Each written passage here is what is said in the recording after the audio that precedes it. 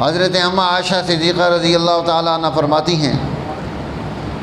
کہ میرے محبوب آقا صلی اللہ علیہ وسلم کی عادت مبارکہ تھی، آپ جب بھی گھر میں داخل ہوتے آپ ہنستے ہوئے چہرے کے ساتھ داخل ہوتے تھے۔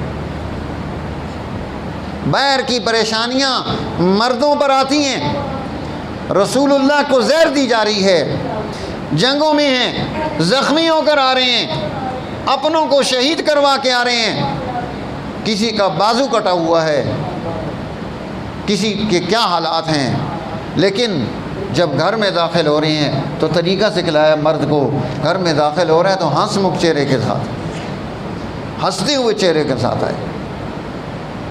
وہ کہتی ہیں کہ میری زندگی میں کوئی دن ایسا نہیں آیا کہ اللہ کے نبی گھر میں داخل ہوئے ہوں آپ کے چہرے پر مسکراہٹ نہ ہو، آپ ہنس نہ رہے۔